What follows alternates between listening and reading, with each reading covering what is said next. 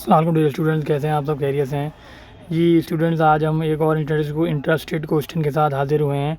Add Excel paper 2 circle question exercise 2C question number 10 और 11 करेंगे। 10 का पार्ट सी करेंगे आज। अच्छा, वो कह रहा है कि find the centre and radius of the circle. Equation दी है हमारे पार्ट सी में, x square plus y square minus x y equal to 22x minus 40।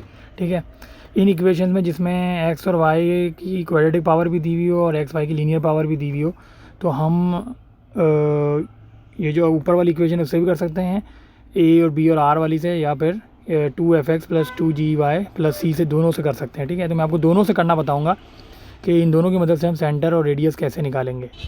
चलो स्टूडेंट्स, बहुत ही आसान काम है। इसमें हमें क्या करना है, परफेक्ट स्क्वायर बनाना है इस गिवन इक्वेशन से। 10 का पार्ट सी कर रहे हैं। एक्स और वाई टर्म्स लेफ्ट हैंड पे करनी है और कांस्टेंट टर्म राइट हैंड पे करना है, तो बहुत आसान हो जाएगा। देखो ये हमारे पास हो जाएगा एक्स स्क्वायर। ठीक है, एक्स और स्टूडेंट्स हमने एक्स और वाई टर्म लेफ्ट हैंड पे कर ली है और कांस्टेंट टर्म -40 राइट हैंड पे कर लिया है। अब हम क्या देखते हैं, हमें ये पता होना। अच्छा, यहाँ पे हम दो परफेक्ट स्क्वायर बनाएंगे, एक एक्स को भी परफेक्ट स्क्वायर बनाएंगे क्योंकि एक्स स्क्वायर की इक्वेशन, और वाई को भी परफेक्ट स्क्वायर बनाएंगे। तो अब यहाँ देखो, ये है -22 एक्स का कोफिशिएंट, तो हमें यहाँ पे एक चीज़ प्लस और माइनस करनी होती है। ठीक है, परफेक्ट स्क्वायर बनाने के लिए तो हम क्या करते हैं, देखो ये जो -22 है, -22 को डिवाइड बाय 2 करो, -2 को डिवाइड बाय 22 को डिवाइड बाय 2 करके इसको होल स्क्वायर कर लो। ठीक है, तो ये आ जाएगा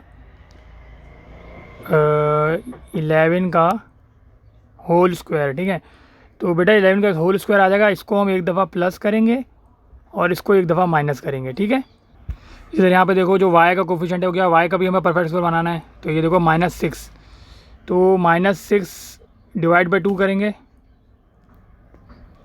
-6 डिवाइड बाई 2 का होल स्क्वायर, तो ये आ जाएगा 3 का होल स्क्वायर। ठीक है, तो 3 का जो होल स्क्वायर आएगा, इसको हम एक दफ़ा प्लस करेंगे और एक दफ़ा माइनस करेंगे।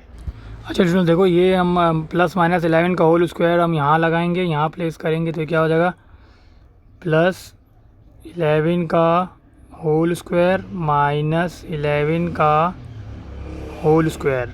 और इस तरह y को बनाने के लिए हम +3 प्लस माइनस 3 का होल स्क्वायर करेंगे, तो प्लस का 3 स्क्वायर -3 का होल स्क्वायर। ठीक है बेटा स्टूडेंट्स, ये हमारे पास फार्मूला बन जाएगा x का परफेक्ट स्क्वायर और प्लस के साथ ये एक फार्मूला बन जाएगा y -3 का होल स्क्वायर। ये बन जाएगा x + 11 का होल स्क्वायर, ये हो जाएगा सॉरी x -11, एक बन जाएगा x -11 का whole square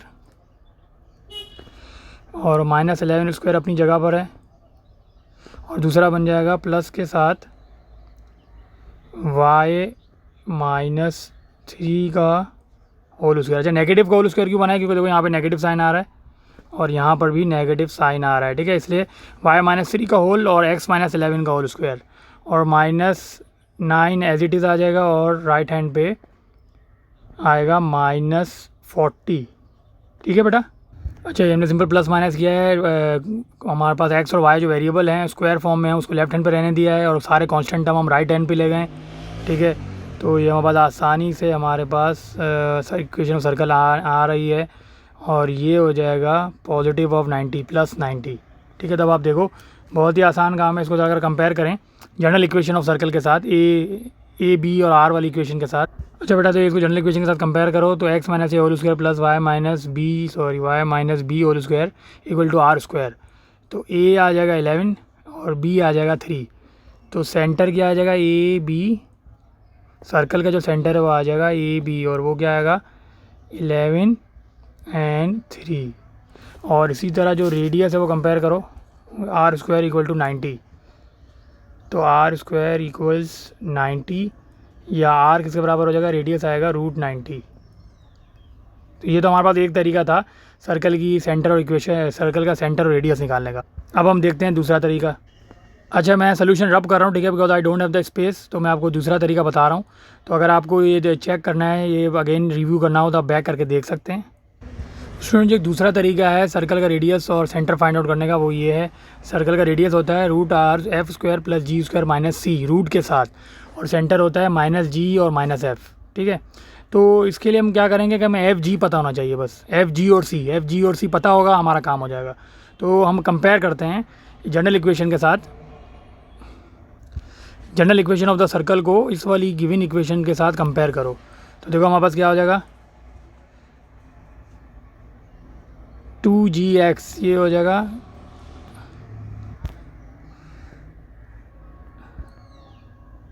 2gx equal to -22x के बराबर होगा।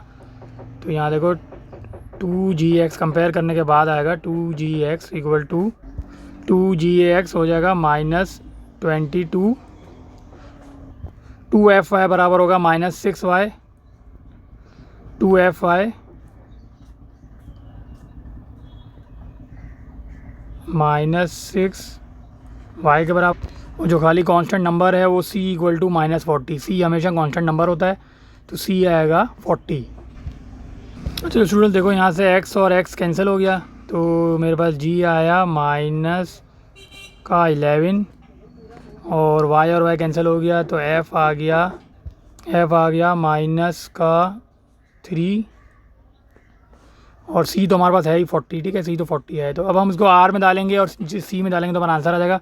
सेंटर निकालना तो बड़ा, ये f का होल स्क्वायर यानी कि -3 का होल स्क्वायर होगा 9 और g का होल स्क्वायर होगा -11 का 1 होल स्क्वायर यानी 121 और -c का मतलब है -40। तो स्टूडेंट यहाँ से भी आप देखो कि हमारे पास रेडियस सेम ही आ रहा है, r इक्वल टू √90, ठीक है स्टूडेंट्स, सेम मेथड है, मतलब मेथड डिफरेंट है लेकिन आंसर सेम ही आएगा, रेडियस √90 आ रहा है। इसी तरह सेंटर क्या होता है, सेंटर होता है -g और -f। तो यहाँ अगर जब हम प्लेस करेंगे तो क्या हो जाएगा, सेंटर माइनस के साथ -11 कॉमा माइनस के साथ -3, तो सेंटर आ जाएगा 11,3। इसका भी सेंटर सेम ही आ रहा है, सेम आ रहा है जो पहले आ रहा था, ठीक है। तो ये भी एक तरीका है सेंटर रेडियस निकालने का। तो मैं जूम आउट कर रहा हूँ, if you want to capture या रिव्यू करना हो तो आप देख सकते हैं। अभी मैं मिटाऊँगा फिर हम नेक्स्ट क्वेश्चन पे जाएंगे, बिकॉज क्वेश्चन नंबर 11 के लिए मेरे पास जगह चाहिए होगी। अच्छा स्टूडेंट अब हम आते हैं क्वेश्चन नंबर 11 के ऊपर। क्वेश्चन नंबर 11 में वो कह रहा है कि सर्कल की इक्वेशन दी हुई है हमारे पास, सर्कल की इक्वेशन दी हुई है x² + y² 12x 2y + k, और वो पार्ट ए में कह रहा है कोऑर्डिनेट्स ऑफ द सेंटर निकालो, यानी सेंटर निकालो। Coordinate of the centre means coordinate के x और y, और फिर वो कहता है कि range of values of k निकालो, ठीक है। तो ये हमें ज़रा देखना है। अच्छा स्टूडेंट्स इसमें भी ऐसा ही होगा कि हम एक बार x की इक्वेशन का x का परफेक्ट स्क्वायर बनाएंगे और y का भी परफेक्ट स्क्वायर बनाएंगे। तो x के लिए देखो ये 12 है हमारे पास, तो मैं क्या करता हूँ, 12 को हमें मेथड पता है, 12 को डिवाइड बाई 2 करेंगे, 12 को डिवाइड बाई 2 करके होल स्क्वायर कर देंगे, ठीक है। तो ये हो जाएगा 6। तो जो 6 आएगा उसको एक दफ़ा हम प्लस करेंगे और एक दफ़ा माइनस करेंगे। इसी तरह हमारे पास यहाँ पे y का भी परफेक्ट स्क्वायर बनेगा, तो ये y का कोफिशिएंट है 2, तो ये 2 को हम डिवाइड बाई 2 डिवाइड बाई 2 तो सबको ही करना है, जितने भी कोफिशिएंट है उन सबको डिवाइड बाई 2 करना ही करना है। तो उसको होल स्क्वायर करेंगे तो इसका आंसर आ जाएगा 1। ये जो 1 आएगा इसको हम एक दफ़ा प्लस करेंगे और एक दफ़ा माइनस करेंगे, तो परफेक्ट स्क्वायर x का अलग बनेगा, y का अलग बनेगा। जो स्टूडेंट्स ये देखो हम x के लिए क्या चाहिए, हमें +-6 का होल स्क्वायर चाहिए ना, तो एक दफ़ा हम करेंगे +6 का होल स्क्वायर और एक दफ़ा हम करेंगे -6 का होल स्क्वायर। -6 का होल स्क्वायर इसलिए करते हैं क्योंकि हमें +6 तो चाहिए होता है, लेकिन इक्वेशन को बैलेंस करने के लिए हम फिर -6 का होल स्क्वायर करते हैं। इसी तरह y के लिए हमें क्या चाहिए, यहाँ पे +-1 का होल स्क्वायर, तो ये +1 का होल स्क्वायर और -1 का होल स्क्वायर, मतलब +-1 चाहिए, ठीक है। तो ये देखो ये फार्मूला बन जाएगा x + 6 का होल स्क्वायर, और इसी तरह ये भी फार्मूला बन जाएगा y + 1 का होल स्क्वायर।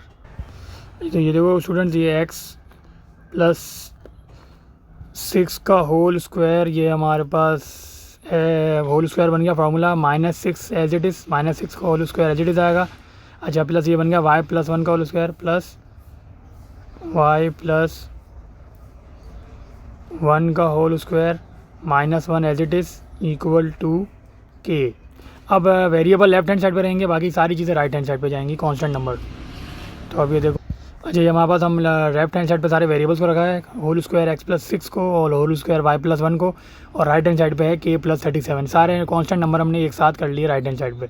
अब वो कह रहा है कि सेंटर निकालो, तो सेंटर तो सर्कल में पता है क्या होता है कि x - a whole square plus y minus b whole square equal to k plus 37। ठीक है। अच्छा स्टूडेंट, यहाँ पे देखो ज़रा बच्चों को कंपेयर करने मुश्किल होती है। अगर ये माइनस ए है तो ये डायरेक्ट वो आंसर 6 लिख देते हैं, आंसर गलत आएगा। और यहाँ पे हमारे पास क्या है बी इक्वल टू 1, तो आंसर गलत आ जाएगा। तो इसलिए हम ज़रा कंपेयर में ज़रा आप देखना कि यहाँ पे हमारे पास क्या है, सेंटर होता है ए बी। ठीक है। और यहाँ पे देखो क्या है हमारे पास,